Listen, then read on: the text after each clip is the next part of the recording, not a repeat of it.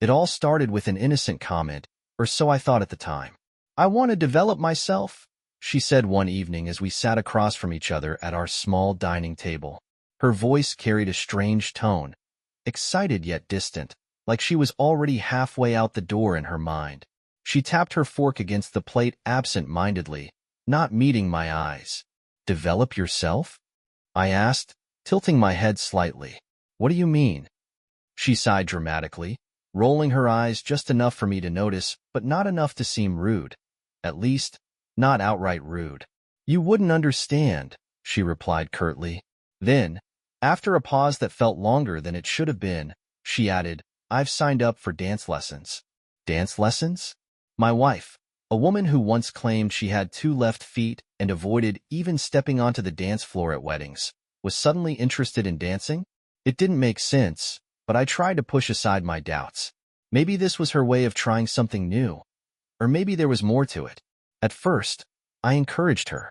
How could I not? She seemed genuinely excited about it, and I wanted to support her dreams, or whatever this newfound passion was. But as weeks passed, subtle changes began creeping into our lives. She started spending hours getting ready before every class, fussing over outfits and makeup in ways she never had before. When I asked if I could join her sometime, to watch or maybe take a lesson myself, she laughed nervously and said, "Oh no, it's too beginner level for you. You'd be bored." Something about her response felt off, but I let it slide. After all, what reason did I have to doubt her? We were married, weren't we? Partners through thick and thin, or so I believed. Then came the late nights. At first, they were occasional. "The instructor held us back to go over some steps," she explained when she walked in the door at 9 o'clock one night, her cheeks flushed and her hair slightly disheveled. Another time, it was, "We decided to grab coffee afterward." Each excuse sounded plausible on its own, but together, they formed a pattern I couldn't ignore. Still, I told myself I was being paranoid. Maybe she really was just passionate about dancing. Maybe I was reading too much into things because of my own insecurities. But deep down, a gnawing feeling grew stronger with each passing day, a feeling that whispered, something isn't right. And then, one fateful evening, everything changed. The cracks in our marriage didn't appear overnight. They spread slowly, like frost creeping across a window pane. It was subtle at first, almost imperceptible. She began leaving earlier for her dance classes, claiming the instructor liked to start promptly and she didn't want to be late. I nodded along, pretending to believe her, but inside, my stomach churned with unease. One evening, as I sat alone on the couch flipping through channels I had no interest in watching, I noticed something peculiar. Her phone lay forgotten on the kitchen counter, a rare occurrence. Normally, she guarded it like a treasure chest, clutching it tightly whenever I entered the room. Curiosity got the better of me, and I picked it up. A notification flashed across the screen. "Can't wait to see you tonight. Same place?" My heart stopped. The message wasn't from anyone I recognized. It wasn't even saved under a name, just a string of numbers. My hands trembled as I stared at the words, reading them over and over again. Who was this? And why did it feel like the floor beneath me was crumbling? Before I could investigate further, I heard the front door creak open. Panicked, I dropped the phone back onto the counter and turned toward the television, pretending to focus on some random sitcom. She walked in, humming softly to herself, her cheeks flushed as though she'd been running or laughing. "Forgot your phone," I said casually, nodding toward the kitchen. She froze mid-step, her eyes darting to the counter. For a split second, I thought I saw fear flicker across her face, but then she smiled, a tight, forced smile that didn't reach her eyes. "Oh, thanks for letting me know," she said brightly, grabbing the phone and slipping it into her bag without checking it. That night, as we lay in bed side by side, I couldn't sleep. Every breath she took felt louder than usual, every movement deliberate. Was she awake too? Was she thinking about the message? About him? The next morning, I decided to confront her. Not directly, of course. I wasn't ready for that kind of confrontation yet. Instead, I asked casually, "How are the dance lessons going? Still enjoying them?" Her response was immediate, almost rehearsed. "Yes, absolutely. They're amazing. I've learned so much already." I hesitated, searching for the right words. Do you ever stay late with anyone else? Like, do people hang out after class?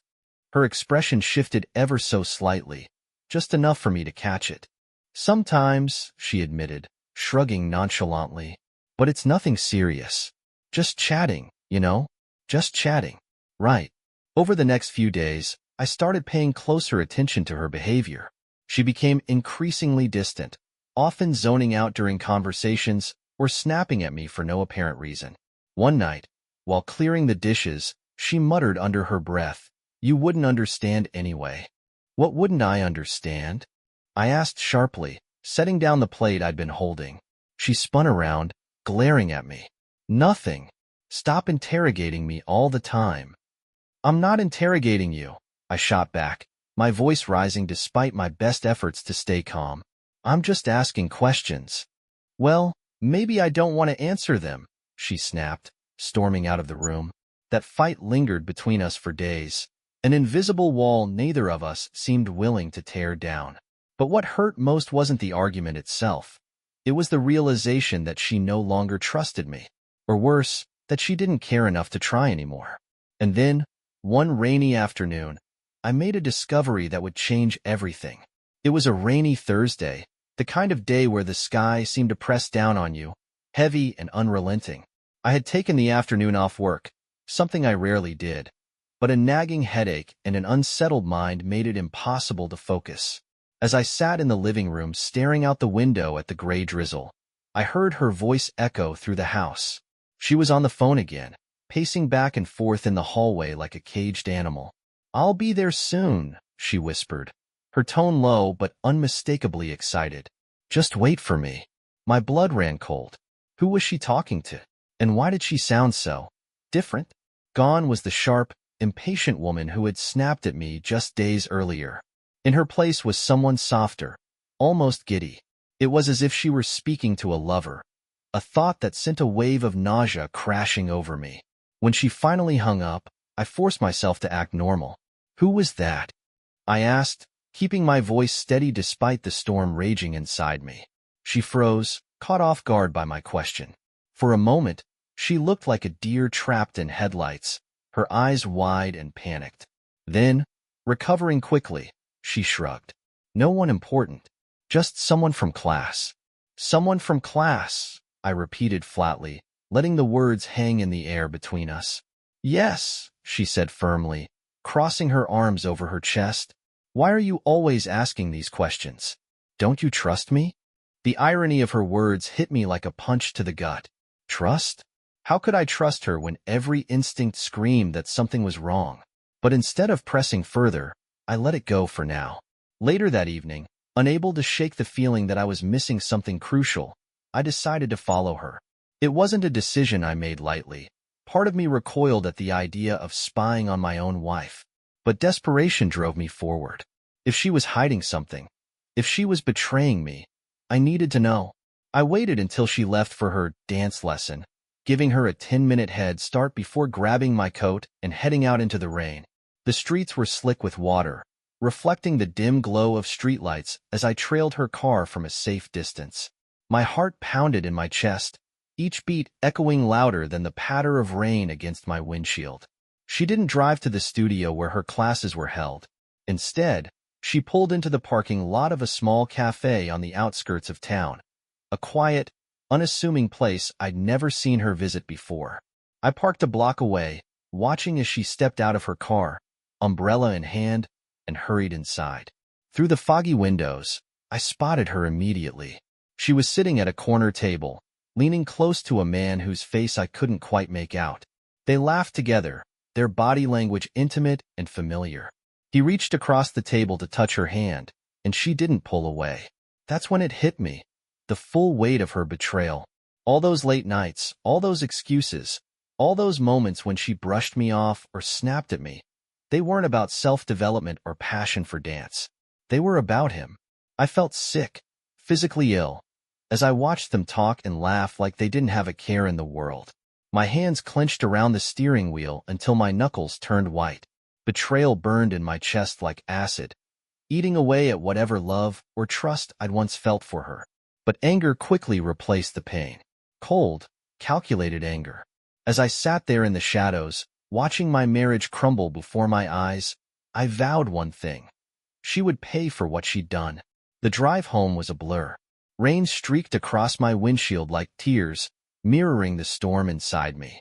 My mind raced with thoughts I couldn't silence, images of her laughing with him, her hand resting casually in his. Every moment we'd shared together, the promises, the dreams, the life we were supposed to build, felt tainted now, as if she'd been playing a role all along. When I walked through the door, she was already there, humming softly to herself as she hung up her coat. She looked up and smiled, a smile that used to warm my heart but now made my blood boil. "Back so soon?" she asked innocently, tilting her head slightly. "I thought you might stay out longer." Her words struck me like a slap. Was she mocking me? Testing me? Or did she truly have no idea how much I knew? I forced myself to nod, keeping my expression neutral. "Just didn't feel like staying out," I replied, my voice colder than I intended. She frowned, studying me for a moment before shrugging it off. "Well, dinner's almost ready," she said, turning back toward the kitchen. Dinner. As if everything was normal. As if she hadn't just spent the evening flirting with another man. I followed her into the kitchen, leaning against the doorway as she moved around the room with practiced ease. Watching her now, I struggled to reconcile the woman I thought I knew with the stranger who had betrayed me. How could someone be so deceitful, so cruel? And yet, beneath the anger, there was pain. A deep, aching sorrow that threatened to swallow me whole. This wasn't just about revenge anymore. It was about justice. About making sure she understood exactly what she'd thrown away. That night, as she slept beside me, or pretended to, I began to formulate a plan. It wouldn't be enough to simply confront her. That would give her the upper hand. Let her twist the narrative to suit her needs. No, this had to be something bigger. Something undeniable. By morning, I had an idea.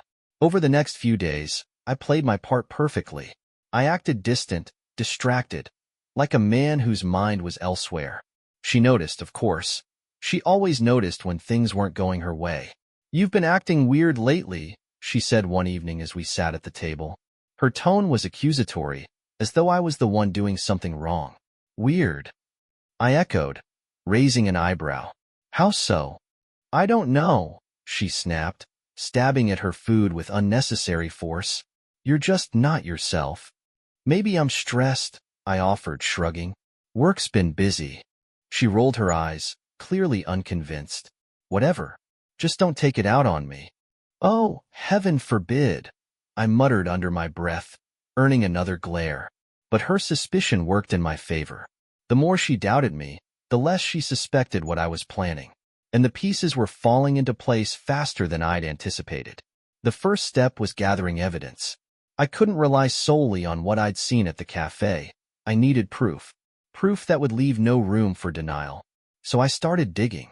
I checked her phone whenever she left it unattended, scrolling through messages and call logs with growing disgust. There were dozens of texts between her and him, each one more incriminating than the last. Some were playful, others flirty, but all of them screamed betrayal. One message stood out in particular. "Can't wait to see you tomorrow.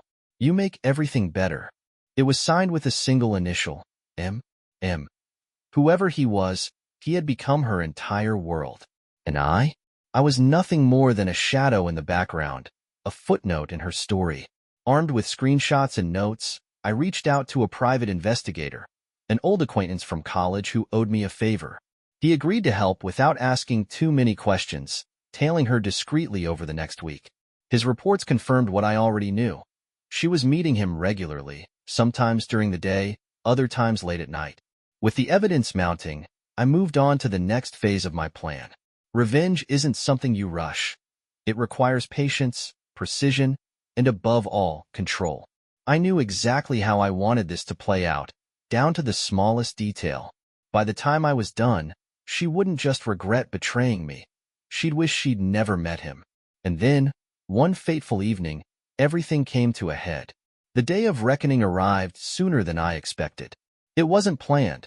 It happened organically, like a storm breaking after days of oppressive heat. I had spent the morning finalizing my preparations, ensuring every piece of evidence was in place. The private investigator had sent over photos and timestamps that left no room for doubt. Each image burned into my mind like acid, fueling the fire inside me. She came home late that afternoon, her usual cheerfulness masking what I now recognized as guilt. She hummed as she walked through the door, tossing her bag onto the couch without a second glance. "Hey," she said breezily, heading straight for the kitchen. "What's for dinner?" I didn't respond immediately. Instead, I stood in the doorway, watching her move around the room with feigned nonchalance. For a moment, I almost felt sorry for her. Almost. But then I remembered the laughter at the cafe, the text signed with him, the way she looked at him like he was the sun and moon combined. "Sit down," I said finally, my voice low but firm. She turned to face me, startled by my tone. "What's wrong?" she asked, her brow furrowing. I said sit down, I repeated, stepping closer until there was nowhere else for her to go. Reluctantly, she sank into one of the chairs at the table, her expression shifting from confusion to unease. "You're scaring me," she murmured, though her voice lacked conviction. "Good," I replied coldly, sliding a folder across the table toward her. "Take a look." She hesitated, glancing up at me before opening the folder. Inside were printed copies of the text messages, the photos from the cafe, and the investigator's notes detailing her meetings with him. Her hands trembled as she flipped through the pages, her face growing paler with each passing second. This isn't real," she stammered, shaking her head. "Where did you get this?" "Oh, it's real," I assured her, leaning forward until our faces were inches apart. "Every word, every picture, all of it." Her eyes darted around the room, searching for an escape, but there was none. "You followed me?" she accused, her voice rising. "You invaded my privacy." "Your privacy?" I laughed bitterly, the sound sharp and hollow. "You lost the right to privacy the moment you started lying to me. Did you really think I wouldn't find out?" She opened her mouth to respond but stopped short, tears welling in her eyes. For a brief moment, I thought she might apologize. For a fleeting second, I hoped she would. But instead, she squared her shoulders and met my gaze defiantly. "So what if I did?" she spat, her voice trembling with anger. "What do you want me to say? That I'm sorry? That I made a mistake?" "Yes," I hissed, slamming my fist on the table. "That's exactly what I want. An explanation. A reason why you threw away everything we had for some cheap thrill." "It wasn't just a cheap thrill," she shot back, her voice cracking. "He makes me happy, okay? Happier than you ever could."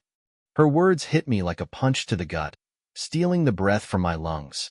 I stared at her, stunned by the venom in her tone, the cruelty in her admission. This wasn't the woman I married, the woman who once promised to stand by me through thick and thin. This was someone else entirely, someone I barely recognized. "You don't mean that," I whispered, though deep down, I knew she did. "Yes, I do," she snapped, standing abruptly. "You're always so distant, so wrapped up in your own little world. You never listen to me, never support me. He does. He actually cares about me." "Cares about you?" I echoed, incredulous. "Is that what you call sneaking around behind my back? Lying to me every single day?" "It's not like you gave me a choice," she shouted, tears streaming down her face. "You pushed me away long before he came along." Her words cut deeper than any knife ever could. Was she right? Had I been blind to her unhappiness? Or was this just another excuse, a justification for her betrayal? But I couldn't dwell on those questions, not now. Not when the truth was staring me in the face. "You're done," I said quietly, my voice devoid of emotion. "Pack your things and leave. Tonight." She froze, her defiance crumbling under the weight of my words. "What?" she whispered, shaking her head. "No, please." "No," I repeated firmly, cutting her off. "You chose him. Now live with the consequences." And with that, I turned and walked away, leaving her alone in the silence. The hours that followed were a blur of chaos and emotion. She didn't argue further, perhaps because she knew there was no point, or perhaps because she realized the depth of her betrayal had left no room for redemption. Instead, she retreated to the bedroom, slamming the door behind her with a force that rattled the walls. I heard muffled sobs through the wood, but I refused to go in, not out of cruelty, but out of self-preservation. Every tear she shed felt like salt being rubbed into an open wound. By midnight, she emerged with a suitcase packed hastily, her face pale and drawn. She avoided looking at me as she moved toward the door, pausing only briefly before stepping outside. The sound of the front door closing echoed through the house, leaving an eerie stillness in its wake. I sat on the couch for hours after she left, staring blankly at the wall. My mind replayed every argument, every lie, every moment I'd ignored the signs. How had I missed it? How had I let things get this far? But anger quickly replaced regret. Anger at her for betraying me, yes, but also anger at myself for allowing her to walk away without a fight. Because while I had forced her out, I hadn't truly taken control of the situation. Not yet. The next morning, I woke with a renewed sense of purpose. Revenge wasn't just about making her pay. It was about dismantling the life she thought she could build with him. And I knew exactly where to start. Using the information gathered by the private investigator, I tracked down M. His real name was Michael, a man in his mid-30s who worked as a graphic designer. He lived in a modest apartment downtown, close enough to the cafe they frequented together. Coincidence? I doubted it. I decided to pay him a visit, not to confront him directly, but to observe, to understand what kind of man would willingly destroy someone else's marriage. What I found disgusted me. Michael was everything I wasn't, or at least, everything she claimed I wasn't. He was charming, outgoing, and effortlessly confident. Watching him interact with others, I could see why she had been drawn to him. But beneath the surface charm lay arrogance and selfishness. A man who thrived on conquests rather than connections. It was then that I realized something crucial. Michael didn't love her. He never had. She was just another notch on his belt, another fleeting distraction to pass the time. And once I exposed the truth, she would see it too. The plan came together seamlessly. I created an anonymous email account and sent Michael a series of messages posing as a concerned friend. Each message hinted at troubling aspects of his past. Financial troubles, failed relationships, even rumors of infidelity. I attached fabricated documents to lend credibility to my claims, knowing full well that paranoia would do the rest. Within days, Michael began distancing himself from her. Texts went unanswered, calls unreturned. When she finally confronted him, he denied everything, blaming work stress and personal issues for his behavior. But the damage was done. Doubt had taken root, gnawing at her trust until it crumbled entirely. Meanwhile, I reached out to her family and closest friends, sharing carefully edited versions of the truth. I didn't need to exaggerate. The evidence spoke for itself. Photos of them together, timestamps proving their meetings, and transcripts of their intimate conversations painted a damning picture. Her parents were devastated. Her best friend stopped speaking to her altogether. Isolated and humiliated. She tried reaching out to me multiple times, begging for forgiveness, pleading for a second chance. But I remained silent, letting her feel the weight of her actions. Weeks passed, and the cracks in her new life grew wider. Without Michael or her support system, she spiraled into despair. She quit her job, unable to face colleagues who now whispered behind her back. She sold her car and moved into a tiny studio apartment, barely scraping by on savings. One evening, she showed up at my doorstep, drenched from the rain and visibly broken. Her eyes were hollow, her once vibrant spirit extinguished. "I'm sorry," she whispered, collapsing to her knees. "I'm so sorry." For a moment, I almost felt pity. Almost. But then I remembered the pain she'd caused.